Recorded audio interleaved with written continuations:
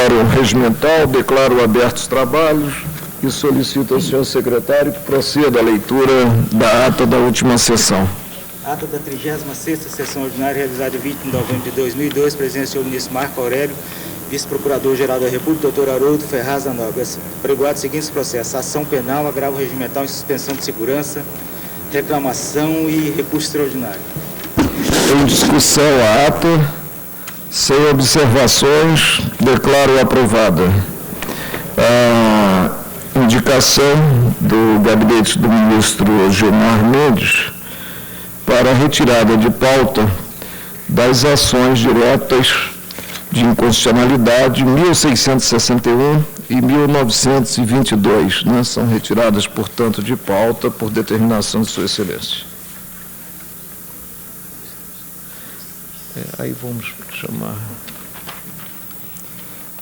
ministro Sidney Santos.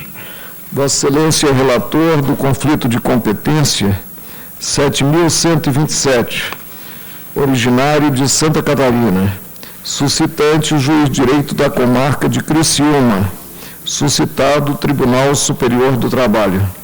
Interessados Ademar da Silva e outros, e o município de Forquilinha. Senhor presidente, o excelentíssimo senhor Procurador-Geral da República, doutor Geraldo Brindeiro, no parecer de folhas, assim se manifestou. Trata-se de conflito de competência negativo suscitado pelo juiz de direito da comarca de Criciúma, tendo como suscitada a Igreja Quinta Turma do Tribunal Superior do Trabalho. Após a manifestação de folhas, quando então o Ministério Público Federal opinou pelo acolhimento do conflito, julgando o procedente, Vossa Excelência ordenou fosse oficiado ao município de Forquilinha, interessado no deslinde do presente incidente, para que trouxesse aos autos cópia da legislação que criou o seu regime jurídico único. Em atenção ao mencionado ofício, o prefeito do município em tela fez chegar ao feito cópia integral da Lei Municipal 487, de 2 de dezembro de 98, na qual se dispõe sobre o regime jurídico regente do funcionalismo público daquela unidade da Federação. Neste estágio, abriu-se nova vista à Procuradoria-Geral da República. Da nova documentação anexada aos autos, é possível se verificar que o regime jurídico estatutário veio a ser implementado apenas em dezembro de 1998. A demanda que suscitou o presente incidente foi ajuizada em novembro de 94. Como se detecta do teor da peça inicial da reclamatória trabalhista, os autores são todos empregados contratados nos idos de 1990 a setembro de 94, ou seja, em momento em que nem mesmo vigia o Estatuto dos Servidores Públicos Locais. Reforça-se com isso a ideia de que se equivocou o Tribunal Superior do Trabalho em apontar os reclamantes como servidores jungidos a regime estatutário. Contudo, há notícia no acordo proferido pelo Tribunal Regional do Trabalho da 12ª Região, Santa Catarina, de que os serviços do município de Forquilinha teriam seus laços funcionais, os servidores do município de Forquilinha teriam seus laços funcionais regulados pela Lei nº 4, de 5 de fevereiro de 90, onde se teria optado pelo enquadramento dos funcionários sob o regime da CLT. Como se vê, essa última norma, a qual efetivamente regulava a relação dos reclamantes com a administração pública, adotar a contratação de pessoal sob os moldes da legislação trabalhista. É equivocado se considerar que o regime seletista era, em verdade, um modelo estatutário, tanto que o município interessado viu a necessidade de ditar, em 1998, o seu regime estatutário propriamente dito, prevendo normas que efetivamente desenham o estatuto jurídico. Segundo a vertente apontada em nossa anterior manifestação de folhas, é incongruente a ideia de se adotar como regime estatutário as regras fixadas na CLT, opção que, em caso, deverá ser interpretada como adoção pura e simples da legislação seletista. Sob essa conformação, a causa é da competência da Justiça do Trabalho, conforme a jurisprudência da Corte, cita precedentes relatados pelos ministros Nelson Jobim, Celso de Mello, Sepúlveda e Pertence. Há ainda a decisão lançada no conflito 7.107, ministro Nelson Jobim, em que Sua Excelência decidiu. O autor da reclamação foi contratado sob o regime da CLT em 25 de 10 de 90. O município adotou o regime jurídico único de natureza seletista, lei tal. Em 1º de maio de 91, o reclamante foi aprovado em concurso público e efetivado no emprego. Manteve-se como seletista. dispõe o artigo 114 da Constituição Federal, e cita o texto da Constituição. No caso, trata-se de conflito trabalhista envolvendo um empregado público contratado sob o regime da CLT. Os conflitos decorrentes de situações tais devem ser dirimidos pelo Justiça do Trabalho. E cita precedentes Maurício Correia, Omar Galvão, Carlos Veloso, Celso de Mello, Sepúlveda pertence. E opina pelo reconhecimento da competência da Justiça do Trabalho para dirimir a demanda. É o relatório. Como Vossa Excelência Acolho o parecer. Com efeito, a reclamação trabalhista foi apresentada pelos servidores do município de Forquilinha, Estado de Santa Catarina, perante a Junta de Conciliação e Julgamento de Criciúma, em data de 21 de novembro de 90. Nela, pleitearam o pagamento de salário correspondente aos dias em que faltaram aos serviços por motivo de greve. À época, estavam regidos pela CLT por força da Lei Municipal número 4 de 90, que adotara esse único regime para seus servidores. É certo que a 2 de dezembro de 98, a Lei Municipal 487 converteu tal regime em estatutário.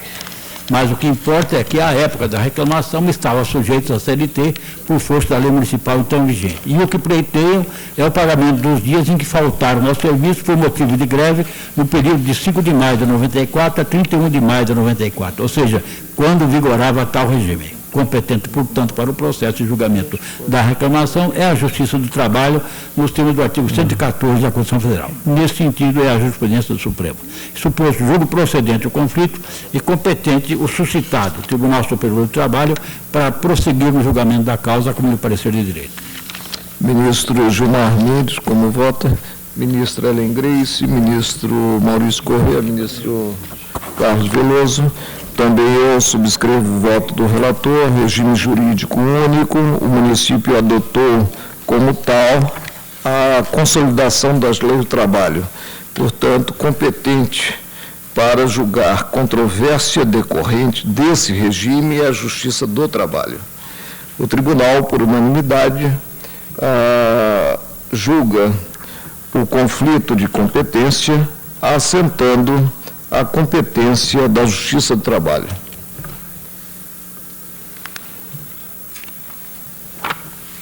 Chamo... Qual dos dois? Tem dois aqui, não. Reclamação 1700. Essa aqui veio junto. Chamo para julgamento a reclamação 1718, da qual sou relator. Reclamante União e também Banco Central do Brasil. Reclamada relatora do agravo que tem um número quilométrico, mas que encerra com o número 021154.5 do Tribunal Regional Federal da Terceira Região. Interessado, Sindicato dos Empregados de Estabelecimentos Bancários de São Paulo, Osasco e região. Em 11 de outubro de 2000, o então ministro-presidente da Corte, Carlos Veloso, deferiu a liminar pleiteada. Ao fazê-lo, deixou consignado folhas 97 e 98. A União e o Banco Central do Brasil, com fundamento no artigo 4º, caput e parágrafo 8º da Lei 8.437/92, com a redação dada pela medida provisória 1984, de 27 de setembro de 2000, requerem a extensão dos efeitos de suspensão da execução da liminar, deferida nos presentes autos, folhas 271 e 294, a liminar concedida pelo meritíssimo juiz federal da 15ª Vara Civil de São Paulo, nos autos da ação cautelar, número, e cita, e restabelecida por decisão da juíza relatora do agravo mencionado, doutora Diva Malherbe, em 6 de 10 de 2000, que negou o seguimento ao referido agravo nos termos do artigo 557 do Código de Processo Civil, combinado com o artigo 33.13 do Regimento Interno do Tribunal Regional Federal da Terceira Região, por entendê-lo incabível, revogando, pois, o efeito suspensivo concedido anteriormente. Sustentam os requerentes em síntese seguinte: a nulidade da decisão que restabeleceu a liminar. dado que teria ela negado seguimento a recurso já apreciado e com efeito suspensivo deferido, em flagrante ofensa ao artigo 557 do Código de Processo Civil, além de carecer de qualquer fundamento, o que também viola o artigo 93, 9 da Constituição Federal, sendo ainda certo a ocorrência da preclusão pro judicato, mormente pelo fato do relator do agravo regimental, doutor Arnaldo Laudísio, não ter exercido o juízo de retratação. Daí somente cabia à turma julgadora reapreciar a questão debatida. Ademais, para justificar a concessão do efeito suspensivo, também foram levantadas as questões a respeito da ilegitimidade ativa do sindicato e da inexistência dos pressupostos do fumus boni iuris e do periculum in mora.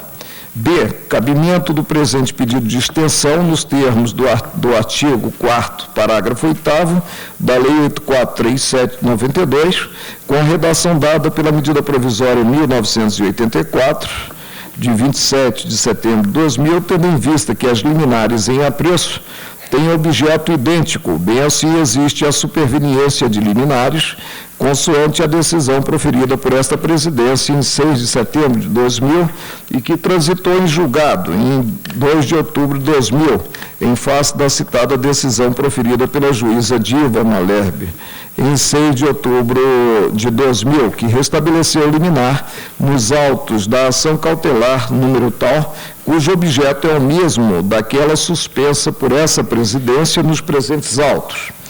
O Bacen e a União pedem, ao final, a concessão do pedido de extensão, ante a presença de grave lesão à ordem e à economia pública já reconhecidas por essa presidência. Autos conclusos nesta data. Decido. Sustenta-se a identidade do objeto, vale dizer, a identidade entre o objeto das liminares aqui apreciadas e a que tem por objeto a liminar a hora sob apreciação, convindo a acentuar que uma das decisões desta presidência transitou em julgado. Assim posta a questão, conheço do pedido como reclamação. Artigo 156 do Regimento Interno do Supremo. Defiro a medida liminar, pelo que suspendo a decisão aqui impugnada.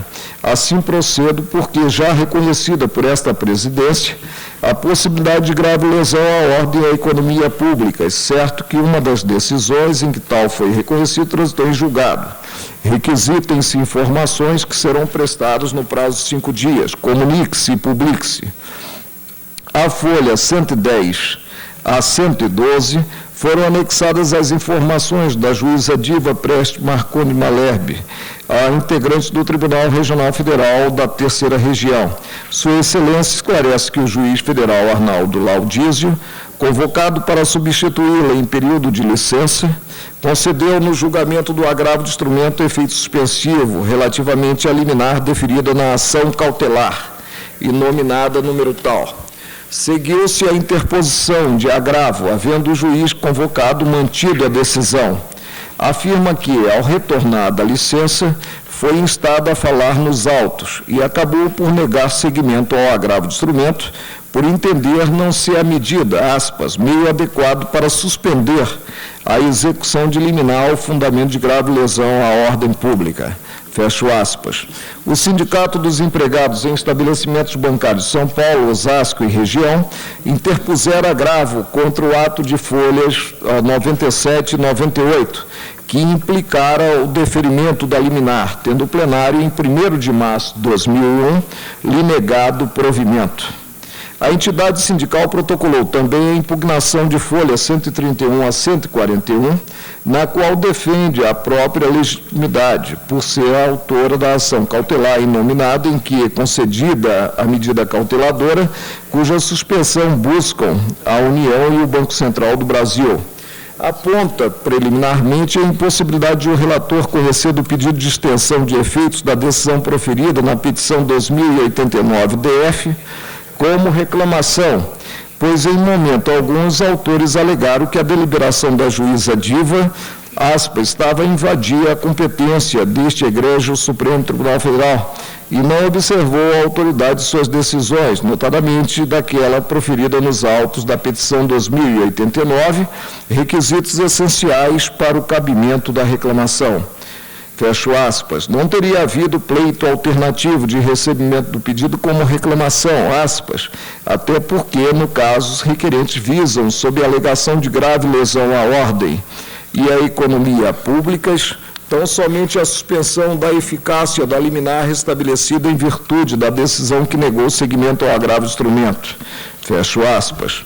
Alude a precedentes desta Corte, da lavra do ministro Celso de Mello, revelado com o julgamento da medida cautelar na petição 1348 do Rio de Janeiro. Argui a inépcia da inicial e a impossibilidade jurídica do pedido, aspas, tendo em vista exatamente o trânsito em julgado da petição 2089 e a inalterabilidade, seja de caráter extensivo ou restritivo, fecho aspas. Ressalta que a decisão objeto desta reclamação não importou em afronta à autoridade de ato do Supremo Tribunal Federal. Parecer da Procuradoria-Geral da República, de folhas 304 e 305, é pela procedência da reclamação. Eis o resumo da peça. Reclamação, leilão do Banespa, extensão dos efeitos da suspensão deferida na PET 2089, liminar concedida, parecer pela procedência da reclamação, tornando definitiva a liminar. Diante da passagem do tempo, despachei a folha 309, solicitando informações sobre o andamento da medida cautelar e do agravo de instrumento, que ensejaram a reclamação. Daí a manifestação de folhas 315 e 326, das quais se depreende, estarem ambos em andamento. Razão pela qual persiste o interesse na apreciação do pedido ao relatório. Voto. Há de se reconhecer o prejuízo do agravo de folha 118 a 129 por não haver sido apreciado a tempo, vindo a reclamação a estar pronta para julgamento. Assim ficou suplantado o recurso, no que dirigido contra o ato que implicou não só o recebimento do pedido formulado nestes autos, como reclamação, como também o deferimento da liminar. Os temas devem ser dirimidos neste julgamento, ou seja, no exame da própria reclamação. O agravo atacou a liminar, né? Acontece que a reclamação ficou pronta para julgamento e eu, então, a incluí em pauta. Peculiaridades merecem, esse agravo, então, está suplantado, está prejudicado, né? Sem prejuízo do exame do tema quanto ao cabimento e à tomada da extensão, como pleiteada na inicial, como reclamação. Peculiaridades merecem ser consideradas. Inicialmente, nota-se que a União e o Banco Central do Brasil não formalizaram reclamação. O pleito inicial versou sobre pedido de extensão da suspensão dos efeitos de medida implementada na PET 2089, aludindo-se à identidade de matéria, ou seja, à eficácia de contrato celebrado entre o Banco Central do Brasil e o Banco Fator S.A., aspas, cujo objeto é a avaliação econômico-financeira do Banco do Estado de São Paulo, Banespa, e a preparação do respectivo processo de desestatização, fecho aspas. Não cabia realmente evocar o descumprimento do ato da presidência formalizado na petição número 2089, porquanto relativo esse ato à ação diversa em curso na primeira vara federal do Distrito Federal. A eficácia do ato da presidência exauriu-se no que coberto, né, esse ato pela preclusão, ficando restrito à ação cautelar de improbidade número, ao final 2919.2. O pedido formulado pela União e pelo Banco Central do Brasil nestes autos fez-se levando em conta cautelar inominada preparatória de ação civil pública ajuizada em 9 de abril de 1999. Até mesmo o dado cronológico revela não se tratar de hipótese ensejadora de reclamação. A liminar que se pretendeu ver suspensa foi concedida antes da decisão que se teve como reclamada, datada esta de 29 de agosto de 2000. Assim, não conheço do pedido como reclamação.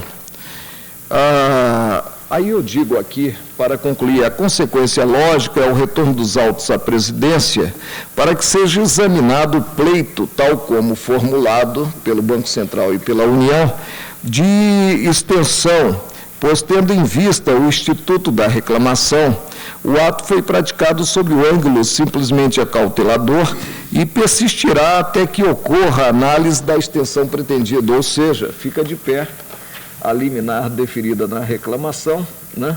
Essa questão não estaria, a essa altura, superada? Ressalto que outro não pode ser. Conhecida a petição como reclamação, porque, na realidade, estava sendo descumprida a decisão do Supremo Tribunal Federal. Com esses artifícios, o juiz deu a liminar, acabou sendo suspensa aqui. Ministro. Aí, em seguida, o outro juiz concede a mesma liminar, perdão, indefere a outra liminar pedida, sobe ao tribunal, a desembargadora. Ministro, é que tem aquele dado cronológico, a decisão descumprida seria uma decisão posterior, né? Não, ao próprio descumprimento. Não, absolutamente não é. É assim. Não. Olha, eu me lembro que despachei aqui, essa petição me foi trazida aqui pelos procuradores do Banco Central, pelo advogado-geral da União, aqui e eles me davam ciência desse descumprimento. Cheguei, inclusive, a comentar com alguns colegas, quer dizer, afronta mesmo a decisão do Supremo Tribunal Federal. Ministro, vou ressaltar apenas a pretexto e visando o esclarecimento da matéria. A União e o banco formalizaram um pleito de extensão, porque entre o ato impugnado neste processo, né,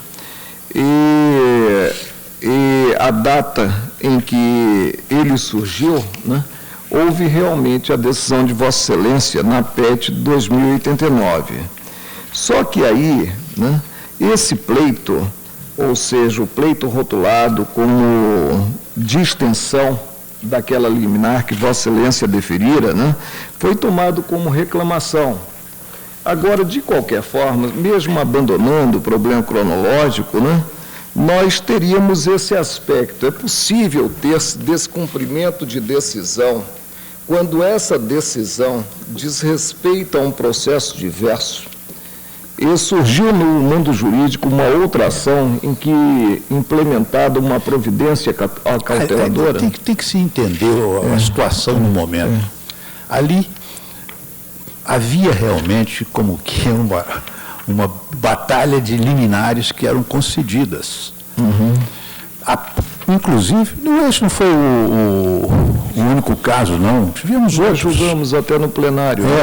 Chegamos a julgar aqui no plenário. Então, concediam e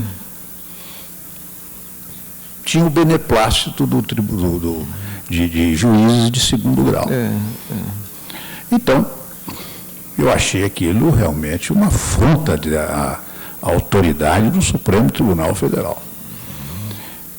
Por isso é que, conhecida a petição em que se apontava o descumprimento, a afronta da autoridade da decisão do Supremo Tribunal, como reclamação. E parece que isso ficou superado. Esse argumento se aventava no pedido de suspensão? De que havia desrespeito? Sim, exatamente. Extensão na forma daquela medida provisória que permitia a extensão. Sim. Exatamente por causa da sujeito por causa restrito aos fundamentos próprios do pedido de suspensão. Ofensa à ordem pública. A inicial. Agora, se realmente a inicial argumenta com a competência do Supremo Tribunal e o desrespeito à sua decisão, nós temos precedentes. Lembra-me, por exemplo, um caso de um magistrado gaúcho, Barbosa, em que ele argumentava, impetrou mandato de segurança no Supremo Tribunal, argumentando que o caso seria da letra N. E, ao mesmo tempo, pedia a cassação de decisão tomada pelo Tribunal do Rio Grande do Sul. E nós conhecemos desse mandato de segurança como reclamação. Exatamente. O problema é se a petição concretamente põe o problema da usurpação do desrespeito à competência. Permitam-me, talvez Vossa Excelência possa até ficar com vista em mesa para conferir esse dado, né? O que a União e o Banco Central evocaram na petição de folha 2 a 8, né, foi a identidade de objeto e, a partir dessa identidade, e revelando que a decisão deste Tribunal da Lavra de Vossa Excelência já teria transitado em julgado, né, eles pediram a extensão da suspensão. Está assim, ademais dizer-se com fundamento, um minutinho só, a suspensão dos efeitos da concorrência que escolheu o consórcio, aí prossegue, destarte demonstrada a absoluta identidade entre as liminares supracitadas e caracterizada a natureza constitucional da controvérsia, aparece clara a possibilidade de extensão dos efeitos da suspensão deferida anteriormente por Vossa Excelência, PET 2089, nos termos do artigo 8º, do parágrafo 8º, artigo 4º da Lei 8437, com a redação dada pela medida. E então conclui, diante de todo exposto e com base na autorização contida no parágrafo 8º do artigo 4º, com a redação, requerem que Vossa Excelência se digne de estender os efeitos da suspensão deferida na PET 2089 a liminar da ação cautelar número tal, em curso na 15ª Vara Federal de São Paulo, ante a presença de grave lesão à ordem e à economia públicas, já reconhecidas expressamente por Vossa Excelência. Assinou Gilmar Ferreira Mendes e José Coelho Ferreira. Assinaram. Eu vou tomar voto quanto à questão de ordem, ministra Ellen Grace. Eu entendo que o pedido deve ser, né, examinado tal como formulado, ou seja, como de extensão daquela liminar. Mantenho a liminar do ministro Carlos Veloso, a cauteladora, nestes autos, até que examine, então, o pleito. Eu penso que essa questão está preclusa. Qual? Essa da conversa, do recebimento como reclamação. Não está não, porque houve o agravo. Foi o que eu disse no início de meu voto, né? Que... Está prejudicado? Não. O agravo eu declaro prejuízo, porque ficou pronta a reclamação e a matéria, né? Pode ser e deve ser. Mas o agravo não é contra a liminar? Não é contra a liminar e também o recebimento do pleito inicial, né, como reclamação e não como formulado, ou seja, extensão. Foi o que eu disse aqui. Há de se reconhecer o prejuízo do agravo de folha 118 a 129 por não haver sido apreciado a tempo, vindo a reclamação a estar pronta para julgamento. Assim ficou suplantado o recurso no que dirigido contra o ato que implicou não só o recebimento do pedido formulado nestes autos como reclamação, como também o deferimento da liminar. Os temas devem ser dirimidos neste julgamento, ou seja, no exame da própria reclamação. Sim. Presidente, então, se vocês me permitirem, eu vou antecipar meu voto. Pois não. Continuo entendendo que devemos conhecer a petição como reclamação. Por isto que há notícia comprovada no sentido de que a liminar afrontou a decisão da desembargadora, da juíza integrante do Tribunal Regional Federal, ao decidir o agravo de instrumento, afrontou a decisão do Supremo Tribunal Federal. Se há notícia nesse sentido, deve a petição ser conhecida como reclamação, como foi, mesmo porque há precedentes do Supremo Tribunal Federal nesse sentido. Ministra Ellen Grace. Eu vou convênio de Vossa Excelência acompanhar o voto divergente inaugurado pelo ministro Veloso. Ministro Maurício Correia. Presidente, foram dois fundamentos, então, para o agravo? São dois fundamentos? Aquele agravo que eu declaro prejuízo, sim. A tomada do pleito inicial como reclamação e o deferimento, né, nessa reclamação, como foi autuada, da medida cauteladora. Como a reclamação ficou pronta para julgamento, eu digo que o agravo em si está prejudicado. Eu vou pedir vênia ao ministro Veloso, acompanhe Vossa Excelência. Ministro Celso de Mello. Também peço vênia ao eminente ministro Veloso para acompanhar Vossa Excelência, senhor presidente. Ministro Sepúlveda Pertence. Decisivo que eu gostaria de insistir é isso. Na petição, há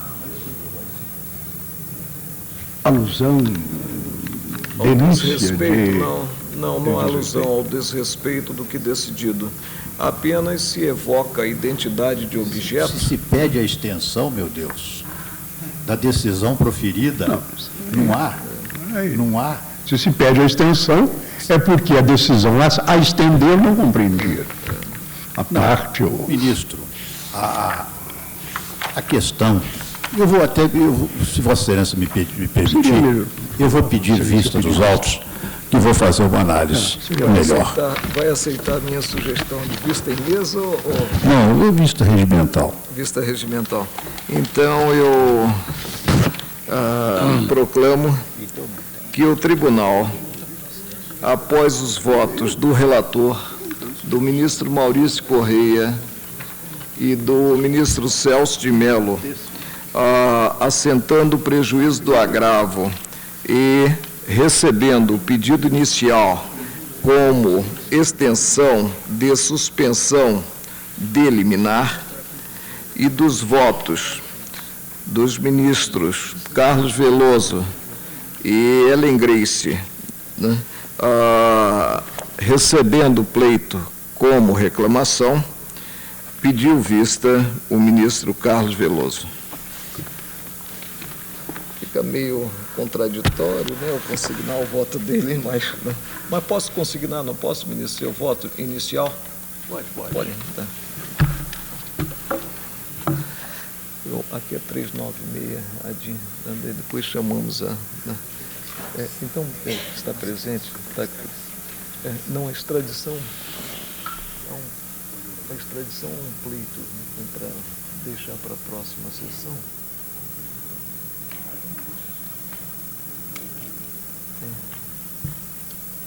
Pode aguardar um pouquinho. Pode aguardar um pouquinho.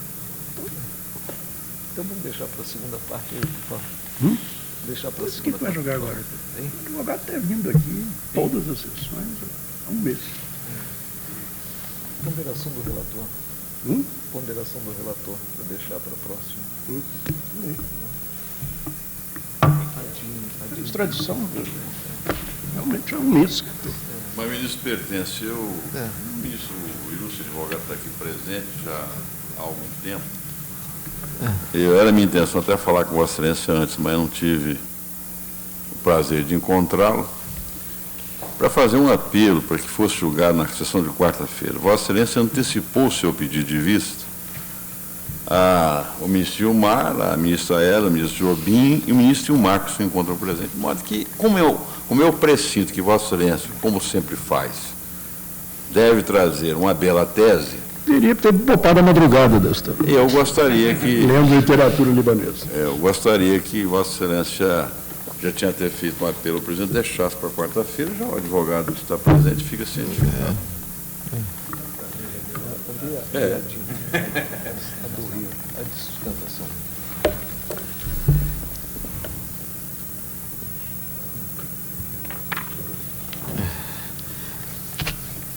Com a advogada presente, que acorre do Rio de Janeiro ao julgamento da ação, chamo a ação direta de inconstitucionalidade 2.714, requerente Confederação Nacional da Indústria, CNI, e requeridos presidente do Instituto Brasileiro do Meio Ambiente e dos Recursos Naturais Renováveis e Conselho Nacional do Meio Ambiente, CONAMA. Relator, ministro Maurício Corrêa.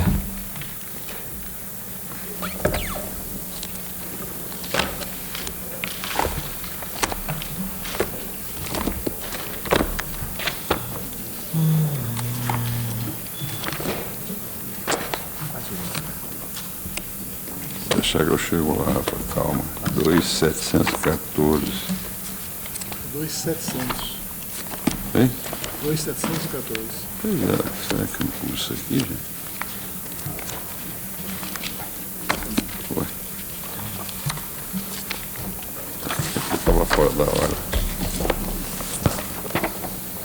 Senhor presidente, a Confederação Nacional da Indústria, com fundamento nos artigos 102, inciso 1, a linha A e 103, nono da Carta Federal, propõe ação direta de inconstitucionalidade com pedido de liminar em que requer seja suspensa a eficácia da Resolução 3, de 16 de março de 1988, do Conselho Nacional de Meio Ambiente, CONAMA, e da Instrução Normativa 19, de 5 de novembro de 2001, que estabelece que os participantes de mutirões ambientais indicados por entidades civis ambientalistas ou afins, devidamente treinados e credenciados pela Coordenação Geral de Fiscalização Ambiental do IBAMA, passam a ser denominados agentes ambientais voluntários.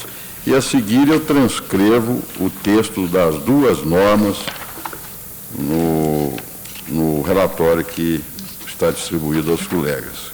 Qualquer dúvida, voltaremos a examinar se for o caso. Não há necessidade. Hein? Sim, das duas normas. Inicialmente, sustenta a requerente, em face da sua atividade representativa, que em face da sua atividade representativa está caracterizada a pertinência temática, dado que as normas atacadas afetam as indústrias que exercem atividades que utilizam recursos naturais renováveis e que são titulares de unidades de conservação.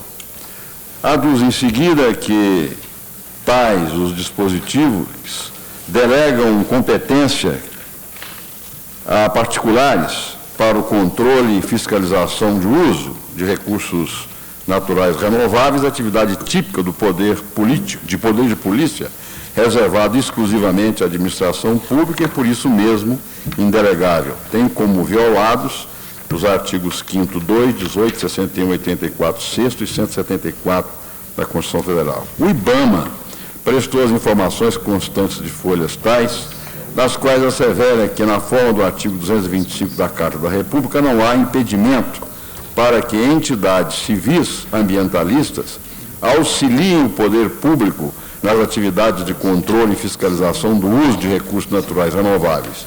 Na espécie, o ato impugnado apenas cuidou de formalizar a autorização contida no parágrafo 2º do artigo 70 da Lei 9.605/98, para a representação às autoridades competentes da prática de infração ambiental, o que é passível de ser feito por qualquer pessoa.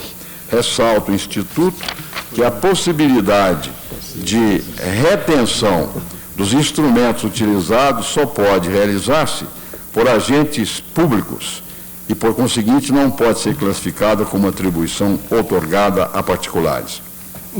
O Conselho Nacional do Meio Ambiente também apresentou informações manifestando-se pela ilegitimidade ativa da autora, dado que não ficou caracterizada a relação de pertinência entre o ato impugnado e as funções exercidas pela entidade sindical, ou seja, a adequação da causa às suas finalidades estatutárias. Sustenta que a exploração econômica das unidades de conservação, que deve fazer-se de modo sustentável, constitui questão secundária para a causa, tendo em vista que as resoluções do CONAMA derivam da competência que lhe atribui a Lei 6938 de 81, que instituiu a Política Nacional do Meio Ambiente, inadmissível o controle abstrato de constitucionalidade de atos normativos que sejam meros desdobramentos de parâmetros definidos em lei.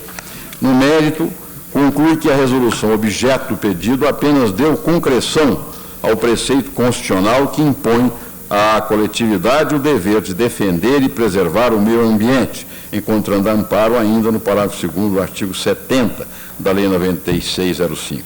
Traz à colação precedentes de ordem doutrinária para, afinal, requerer o indeferimento da pretensão. Determinei a aplicação do artigo 12.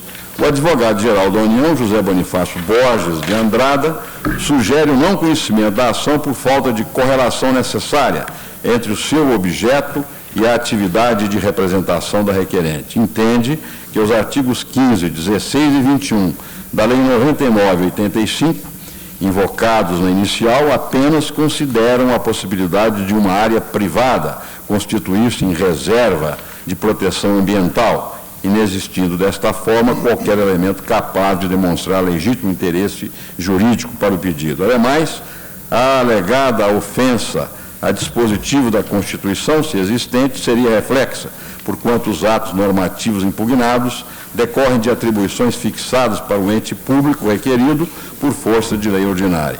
Quanto ao tema de fundo, pede a improcedência da ação, uma vez que não houve delegação de poder de polícia a particulares. O Procurador-Geral da República, professor Geraldo Brindeiro, opina pelo não conhecimento da ação por falta de legitimidade ativa da requerente por tratar a hipótese de violação indireta à Constituição. No mérito, opina pela sua improcedência. É o relatório. Ilustre advogada, que falará pela requerente Confederação Nacional da Indústria, doutora Maria Luísa Werneck dos Santos, com a palavra.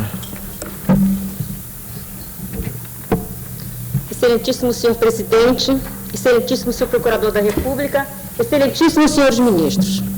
A Confederação Nacional da Indústria quer retirar da ordem jurídica a instrução normativa número 19 de novembro de 2001 do IBAMA e a resolução CONAMA número 3, publicada em novembro de 88, na qual a instrução normativa do IBAMA fundamentou a edição do seu ato que diz respeito aos mandamentos constitucional, sobretudo o seu artigo 174, visou a delegar a particulares participantes de mutirões ambientais competência para o exercício da fiscalização e controle das atividades que utilizam recursos naturais renováveis. Esses atos normativos atribuem a meros cidadãos, indicados por entidades civis ambientalistas, que intitulam de agentes ambientais voluntários, competência para lavrar autos circunstanciados que denominam de constatação, mas que são verdadeiros autos de infração, como se demonstrará. De acordo com essas normas, o tal agente ambiental voluntário exercerá plenamente a competência que lhe foi delegada, pois só será acompanhado de um servidor do IBAMA tão somente na hipótese de registro de eventual crime ambiental. Por idêntico, a resolução CONAMA permitiu a participação de entidades civis ambientalistas na fiscalização de unidades de conservação, dispondo que seria apenas facultativa a presença do servidor público. Antes de expor as razões pelas quais esses atos devem ser declarados inconstitucionais, gostaria de ressaltar a relação de pertinência entre o interesse da indústria e os atos ora atacados, pois eles têm por objeto delegar poder de polícia a particulares para justamente fiscalizar as atividades que utilizam recursos naturais. Ora, como é notoriamente sabido, praticamente todas as indústrias têm por objeto atividades que utilizam recursos naturais, como as têxteis, as químicas, de papel e celulose, as siderúrgicas, as de mineração, etc. A indústria é, por excelência, uma atividade de transformação de matéria-prima. Portanto, não há qualquer dúvida quanto à pertinência temática e à legitimidade da CNI. Pois bem, passemos ao mérito. O argumento principal apresentado pelo Ministério do Meio Ambiente, pela PGR e pela AGU, é o de que as normas impugnadas visavam apenas a dar concreção ao parágrafo 2º do artigo 70 da Lei 9.605/98, que trata da infração administrativa ambiental, a teor do qual qualquer pessoa, constatando infração ambiental, poderá dirigir representação às autoridades para efeito do seu exercício de poder de polícia ambiental. Ora, esse parágrafo 2º nada mais é que o direito de petição consagrado constitucionalmente, que todo e qualquer cidadão tem de provocar a administração para que exerça, no caso, nesse caso, o exercício do poder de polícia ambiental. E como é sabido, não é preciso obedecer qualquer forma rígida de procedimento para o cidadão fazer valer esse seu direito, que se caracteriza pela informalidade. Basta a identificação do peticionário e o conteúdo sumário do pedido. E, aliás, é isso que, em suma, diz o artigo 6º da Lei 9784 de 99, que regulou o processo administrativo. Assim, cabe indagar: por que disciplinar tal direito de petição, se não há forma rígida, e se, afinal, já está disciplinado no artigo 6º da Lei 9784? Por que os atos ora impugnados, que atribuíram tal poder somente aos participantes de mutirões ambientais indicados por entidades civis ambientalistas, prevêem que eles precisam ser devidamente treinados e credenciados pela Coordenação Geral de Fiscalização do IBAMA? E por que a instrução do IBAMA estabeleceu em seu anexo 3 forma rigorosa para esses denominados autos de constatação, exigindo que eles têm de ser assinados pelos presentes, a segunda via entregue ao constatado e ser assinado por, no mínimo, 2 testemunhas? É porque eles, senhores ministros, consubstanciam de fato verdadeiros autos de infração. Atente-se bem que eles devem possuir todas as informações também exigidas para a lavratura dos autos de infração, conforme disciplina a Instrução Normativa número 7, de abril de 2002, emitida pelo próprio IBAMA. E é esse auto de constatação que vai dar início ao processo administrativo, como se vê claramente pelos atos impugnados e no fluxograma constante do anexo 3 da instrução do IBAMA.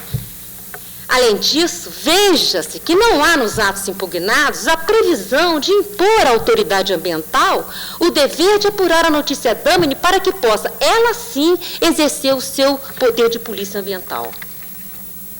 E como se todos esses argumentos não bastassem, permitam-me, Vossas Excelências, ler alguns considerandas daqueles atos que denunciam a sua verdadeira intenção.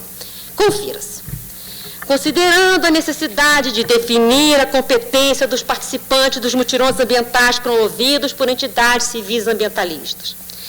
Considerando a importância da participação dessas entidades nos mutirões ambientais como forma de ampliação das atividades de controle e fiscalização do uso dos recursos naturais renováveis. Considerando a necessidade de estabelecer normas de procedimento de ações fiscalizatórias, bem como para a tramitação e controle dos autos de constatação lavrados por participantes de mutirões ambientais. E mais, no anexo 1 do ato do IBAMA, prevê expressamente que o agente ambiental voluntário deverá assinar declaração em que reconhece estar ciente das responsabilidades e compromissos para o exercício da fiscalização, que será realizada de forma voluntária e sem nenhum vínculo empregatício. E reconhecer também que o IBAMA não se responsabilizará por qualquer ato ou comportamento que extrapole a competência delegada no credenciamento. Pois bem, ao chegar na sua indústria, um agente credenciado com a carteirinha do IBAMA, especificamente para fiscalizar a atividade que utiliza recursos naturais, aparentando estar investido de poder de polícia, o industrial se vê intimidado a abrir as suas instalações, seu maquinário, seu processo industrial, etc., e permitir a fiscalização. Ademais, tal agente ambiental voluntário está autorizado pelos atos impugnados, como vimos, a impor ao industrial constatado a reconhecer um auto de constatação mediante a posição de sua assinatura. Portanto, é inquestionável que tais agentes ambientais voluntários estão se investidos de poderes de fiscalização com caráter intimidativo e repressivo e que geram sujeição. Ora, parafraseando o ministro Clóvis Ramalhete, em seu belíssimo voto no HC número 59.113 de São Paulo, não é porque o legislador chamou de enfiteus a hipoteca que por isso vou acompanhá-lo. Na verdade, os atos atacados usaram maliciosamente a palavra constatação, mera palavra, para poderem contrabandear o princípio da indelegabilidade do poder de polícia. Até porque, em toda a normatividade ambiental, essa figura auto de constatação não existe, salvo nos atos ora atacados. Portanto, é fora de dúvida que essas normas visaram, sim, a delegar poder de fiscalização a agentes particulares para controlar o uso dos recursos naturais, bem como as unidades de conservação constituídas de terras particulares, prerrogativa essa que é privativa do poder público e indelegável particular. Há, assim, portanto, ofensa flagrante ao artigo 174 da Constituição, que reservou expressa e privativamente ao poder público a atividade de fiscalização. A propósito, não é demais lembrar que essa egregia corte já decidiu que o poder de polícia administrativa é indelegável ao particular, firmando o entendimento de que as atividades típicas do Estado, que abrangem também o poder de polícia e punição, são suscetíveis de delegação a entidades privadas. O leading case foi o julgamento da ADIM 1717-6 do Distrito Federal, em que foi relator o ilustre ministro Sidney Sanches, onde essa egregia corte concedeu medida cautelar de suspensão de dispositivo da Lei 9469 de 98, que previa a delegação do poder público para o exercício em caráter privado dos serviços de fiscalização das profissões. Por outro lado, ainda que fosse possível entender que o poder de polícia pudesse ser delegado ao particular, o que nosso direito não permite, como vimos, as normas que disciplinam e regulam o poder de polícia só podem ser veiculadas por lei formal, já que esse poder consubstancia uma limitação à liberdade e à propriedade do particular, por ser uma atividade limitadora dos direitos dos administrados. Portanto, é inquestionável a violação também ao princípio da legalidade. Senhores ministros, são esses os fundamentos básicos pelos quais a Confederação Nacional da Indústria requer a vossas excelências seja declarada a inconstitucionalidade da Instrução Normativa do IBAMA 1901 e da Resolução CONAMA 0388, sendo indubitável a urgência do provimento cautelar, pois a qualquer momento o industrial pode ter a sua empresa invadida por ilegítimos fiscais e sujeitar-se a ilegítimas e inaceitáveis imposições infracionais. Muito obrigada. A questão de pertinência temática que me preocupou, e é o motivo mais preciso porque entendi submeter ao crivo de todos os colegas. A requerente entidade de classe que satisfaz a exigência contida na primeira parte do inciso 9 do artigo 103 da Carta Federal, o que lhe outorga legitimidade para propor ação direta de inconstitucionalidade, conforme já decidido pelo Tribunal. E cita aqui os precedentes da ADIM 1194, por relator, ADIM 1944 em Sidney, 2247 Umar, etc. Essa legitimação ativa, porém, não é ampla e incondicional, como aquelas outorgadas aos entes titulados nos preceitos dos incisos 1º a 3º e 6º a 8º do artigo 103 da Constituição. Nos casos dos incisos 4º, 5º e 9º desse mesmo dispositivo, exige-se vinculação entre a norma impugnada e os objetivos finalísticos do autor da ação, o que é aferível a partir do cotejo entre suas finalidades estatutárias e o alcance dos atos normativos. Nesse sentido, a jurisprudência da Corte, a de 1519 Veloso, 1929 Umar, etc. Como se sabe, a denominada pertinência temática exige correlação objetiva entre os fins estatutários da entidade e o conteúdo material da norma.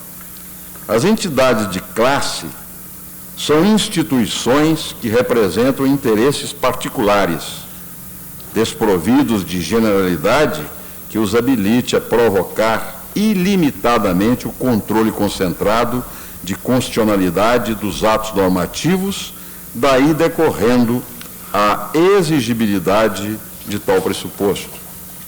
Impende ressaltar que essa exigência não se confunde com o interesse processual de agir, que se verifica nas ações de índole ordinária de conteúdo subjetivo. Na realidade, A aferição da pertinência do tema reclama correlação objetiva entre a finalidade da entidade representativa, disposta em seus estatutos constitutivos, e o conteúdo material da norma impugnada. Não se admite, desta forma, mero interesse potencial a afetar situação particular de um ou outro representado. Nesse sentido, tem decidido o Tribunal a de 1114, Umar, 1123, Moreira, 1508, Marco Aurélio. Nessa circunstância, a alegação de que algumas indústrias que representa a entidade possam exercer atividades que utilizam recursos naturais renováveis e serem, eventualmente, proprietárias de imóveis de relevante interesse ecológico, por isso mesmo sujeitas à fiscalização ambiental ditada pelos atos impugnados, qualifique-se, na verdade, como um mero interesse subjetivo, indireto e potencial da requerente, o que é insuficiente para legitimar a instauração do controle concentrado perante esta Corte. No caso concreto, o que se verifica é o eventual interesse processual de agir, de índole subjetiva, que não se coaduna com a natureza objetiva do controle abstrato. Por outro lado, na avaliação dos interesses a serem defendidos pela Confederação Nacional das Indústrias, segundo os objetivos definidos em seu Estatuto Social, artigo 3º, incisos 1º a 10, resta evidenciada a ausência de correlação direta com as normas em causa que disciplinam a atuação do IBAMA no controle e fiscalização do uso de recursos naturais renováveis, em parceria com entidades civis, ambientais ou afins. A própria Constituição da requerente, representante do ramo industrial brasileiro, dá o sentido da inexistência de pertinência com as regras legais em exame. Ora, se não ocorrente uma das condições da ação, sua admissibilidade torna-se inviável, mas não é só.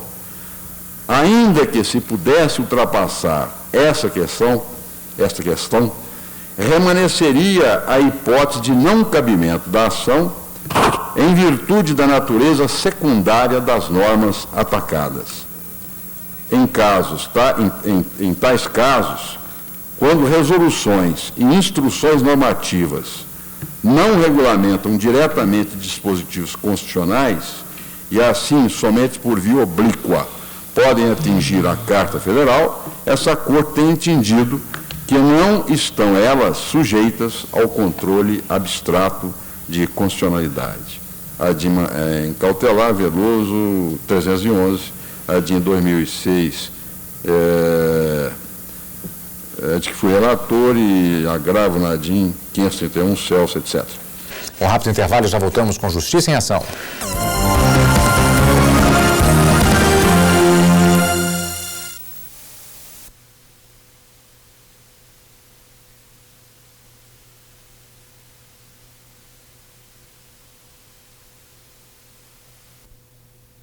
Eventual extrapolação da atividade regulamentar administrativa implicaria em ilegalidade insuscetível de controle pela via da ação direta. Dá-se o mesmo com a Instrução Normativa 1901 do IBAMA, que regulamenta justamente a forma de participação particular no controle das unidades de conservação, autorizada pela resolução do CONAMA, também impugnada, e que, como dito, decorre de suas atribuições legais.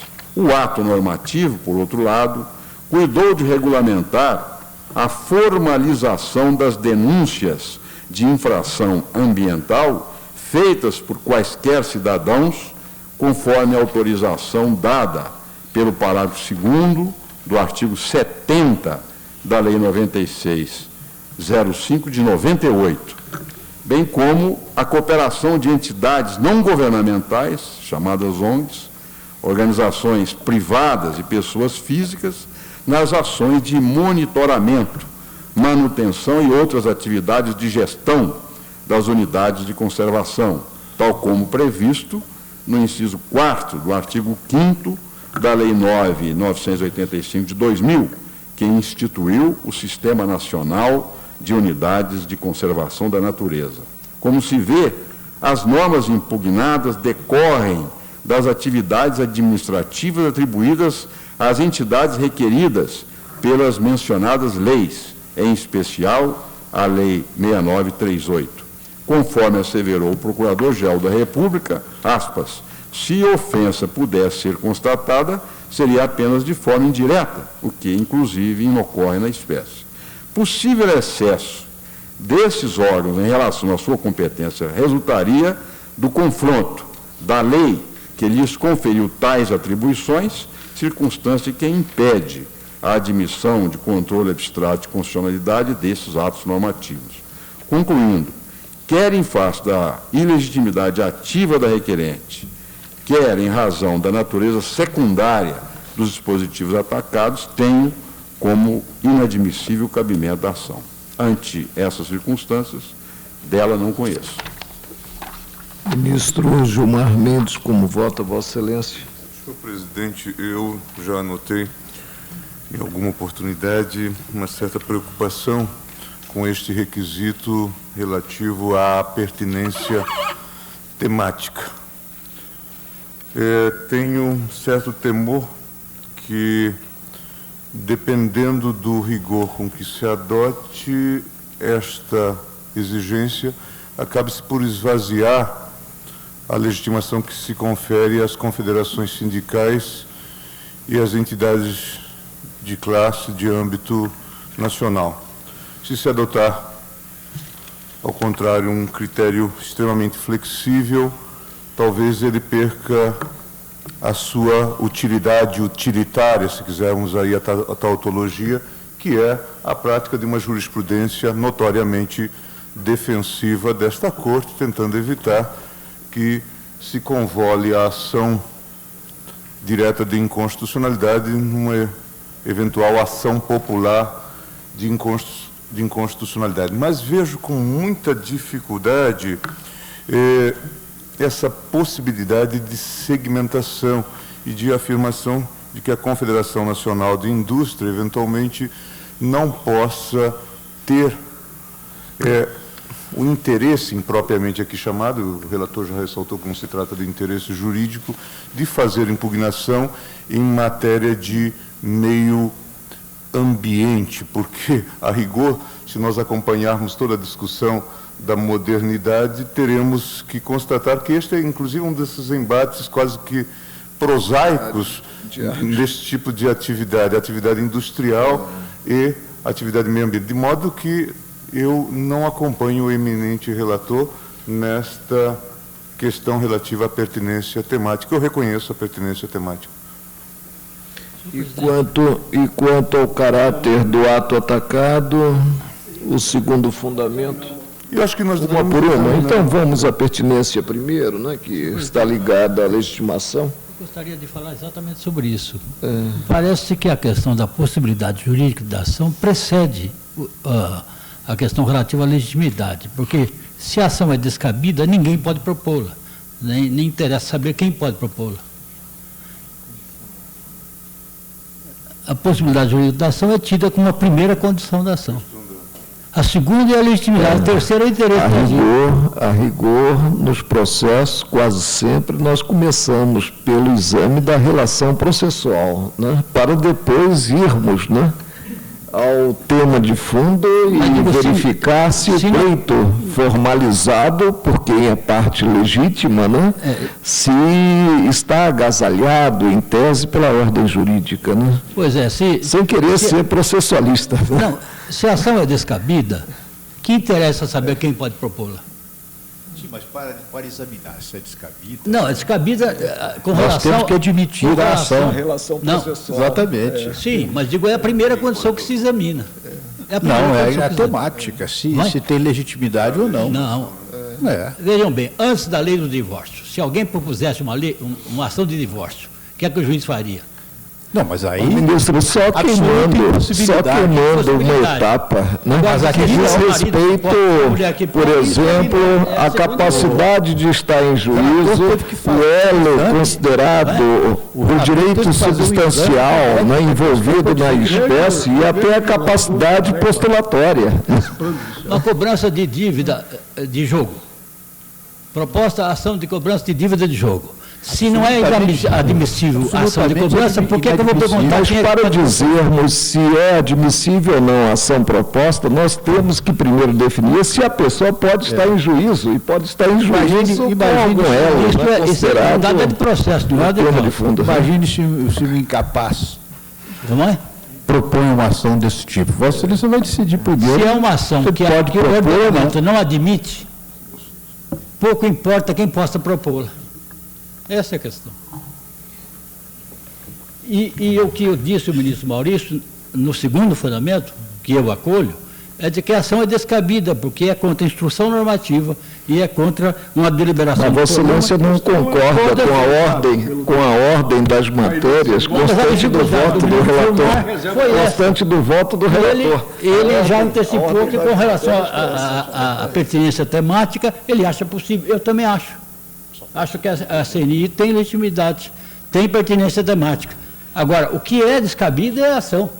Ministro, mas vamos ultrapassar não só pela CNI, mas por qualquer parte. Ministro, tem uma outra questão que foi posta da tribuna, lembra, o ministro pertence.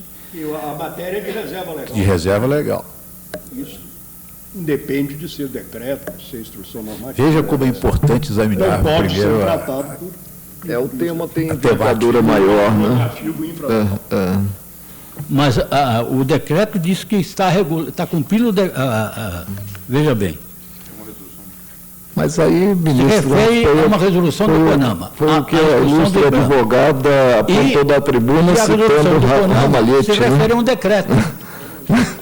Então, o problema é da legalidade. É evocação, ministro, né? Porque senão nós ficamos manietados, né, no exame de questões de repercussão maior. Aqui, são dois atos. A instrução normativa do IBAMA... Que se baseia na deliberação do CONAMA.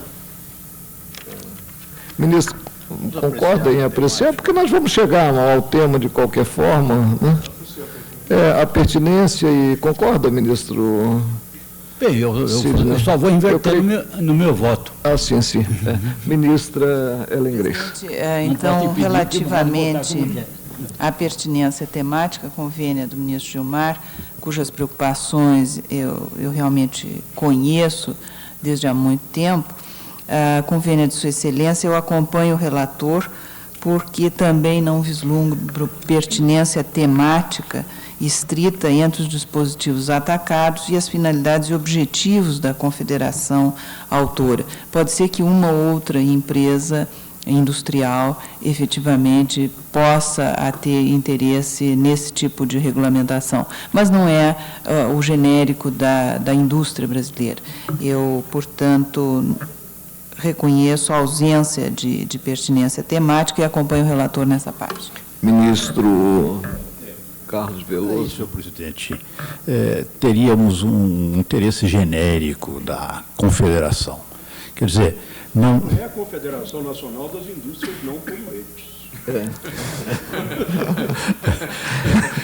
É a Confederação Nacional... Isso não é poluente, é a Confederação Nacional das Indústrias de modo geral. O ministro Gilmar Mendes, hoje em dia, né, é a pauta, né?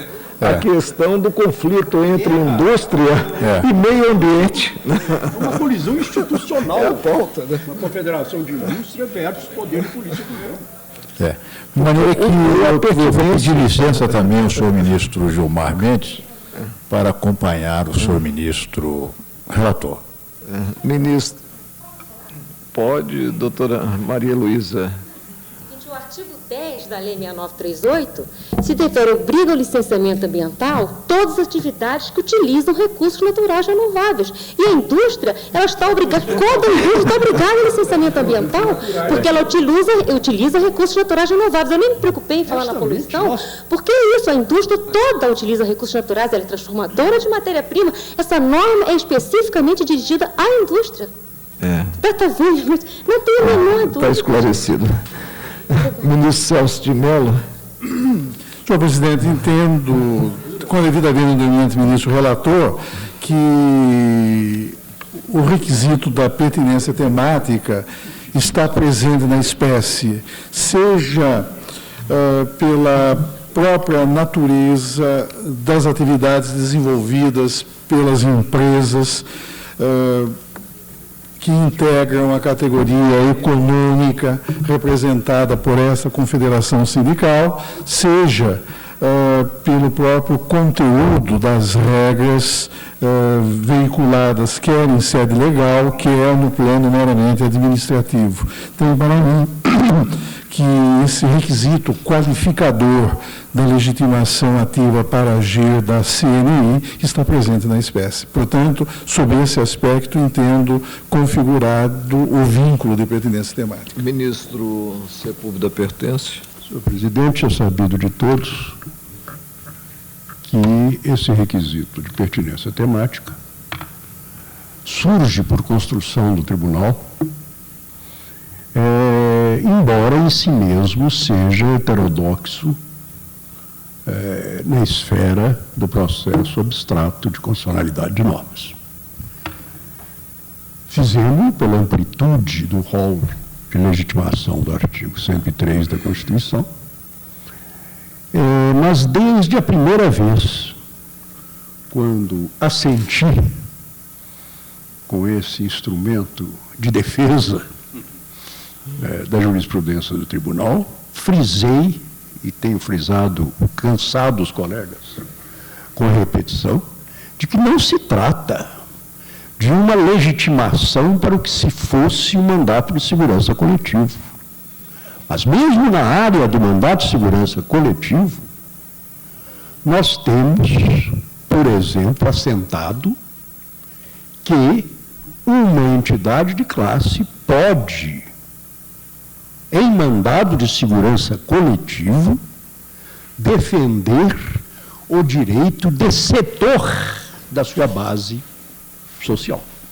A abrangência não é tão importante. Ora, em ação direta, eu creio que com mais razão.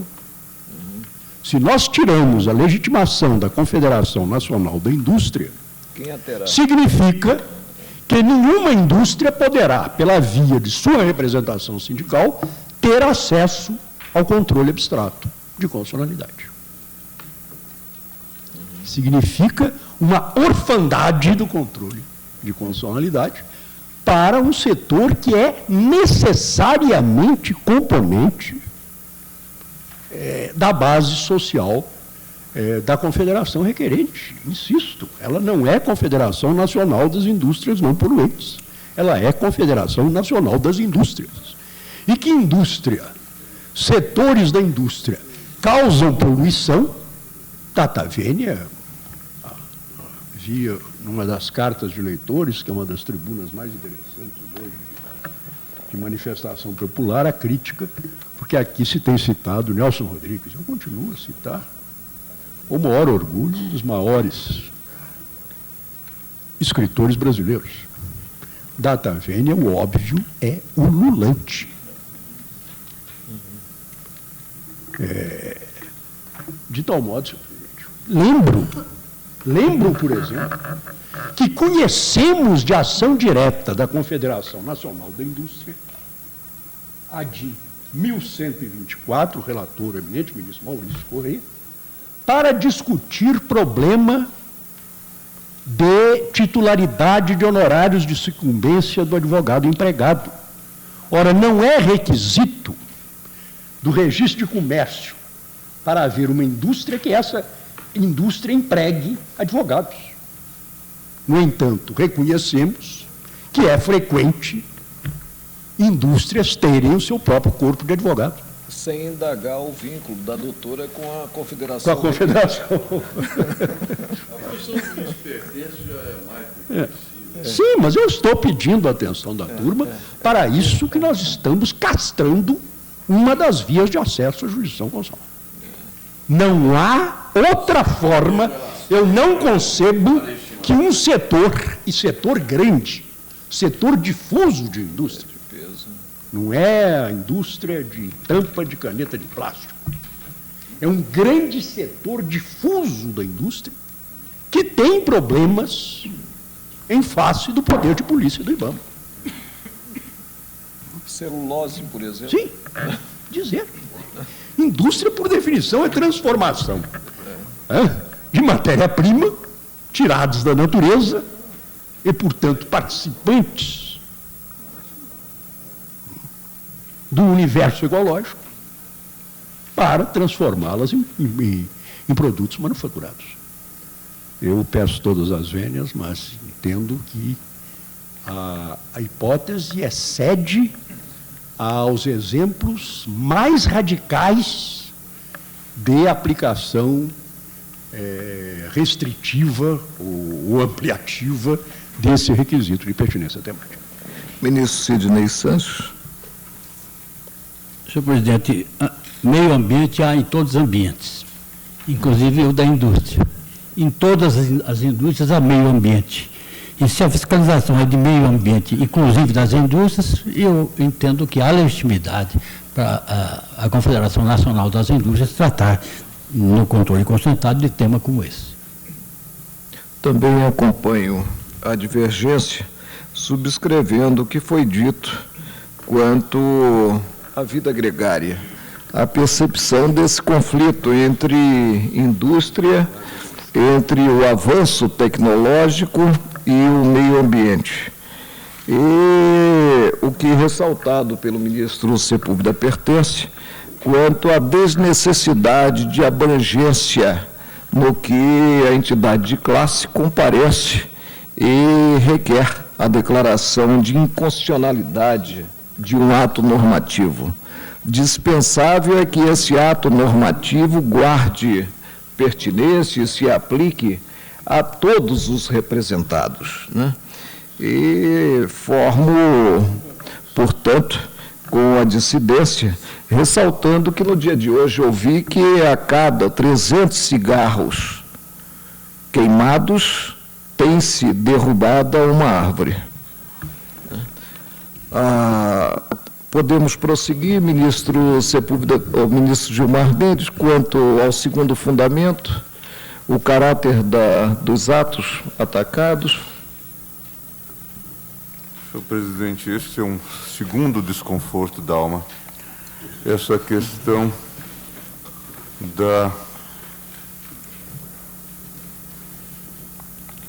do ato de caráter regulamentar.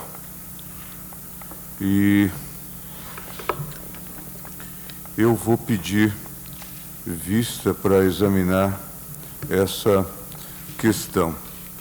Na verdade, esse é um tema que também eu enquadro dentro daquela situação da jurisprudência defensiva que o tribunal tem necessidade. E este é um problema, na verdade, da jurisdição constitucional no mundo. É a discussão sobre como convivem o sistema de legalidade e o sistema de constitucionalidade. Essa dúvida já saltava o próprio Kelsen, que acabou resolvendo, criando um controle de constitucionalidade específica para o ato regulamentar na Constituição austríaca. Eu temo que, em alguns casos, com a invocação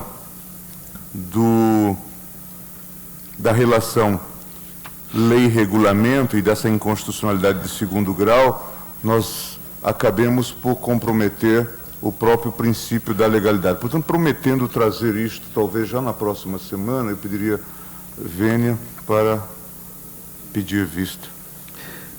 Veja, presidente, que eu tinha razão em submeter a questão da pertinência temática, que foi, inclusive, sem dúvida, né? Agora, na segunda parte, com o maior respeito ao que poderá dizer o eminente ministro Gilmar Mendes, é mudar aí radicalmente o que o Supremo tem entendido até agora. Proclamo, isso é questão para outra hora. Proclamo que, após o voto do relator, julgando a requerente carecedora da ação, tendo em conta a ausência de pertinência temática e a natureza das normas atacadas, e e dos votos dos ministros Gilmar Mendes, Celso de Mello, Sepúlveda Pertence, Sidney Sanches e o presidente, afastando o óbice da pertinência e dos votos dos ministros Ellen Grace e Carlos Veloso, acompanhando no tema o relator, pediu vista o ministro Gilmar Mendes para o exame da adequação considerados os atos versados na inicial. Vamos ver aquela 396, Ministro Maurício Corrêa, Vossa Excelência é relator da ação direta de inconstitucionalidade 396, requerente à Associação dos Magistrados Brasileiros, AMB, e requeridos à Assembleia e Governador do Estado do Rio Grande do Sul. De manhã, tarde, à noite, de madrugada. Deixa eu acho isso aqui.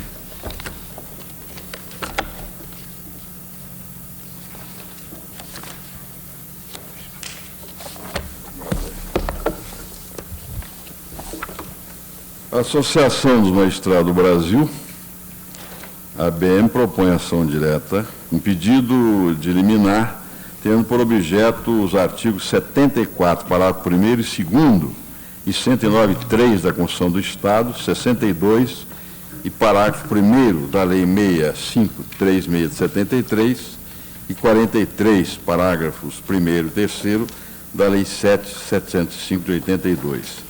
A seguir, eu transcrevo essas normas, uma a seguir vão fazer referências, eu me permito não lê-las. Aduz a requerente que, em obediência ao princípio da simetria, os conselheiros do Tribunal de Contas do Estado devem equiparar-se para fins de vencimentos e vantagens aos juízes do Tribunal de Alçada, um ponto abaixo dos desembargadores, assim como os ministros do Tribunal de Contas da União têm por paradigma os ministros do Superior Tribunal de Justiça.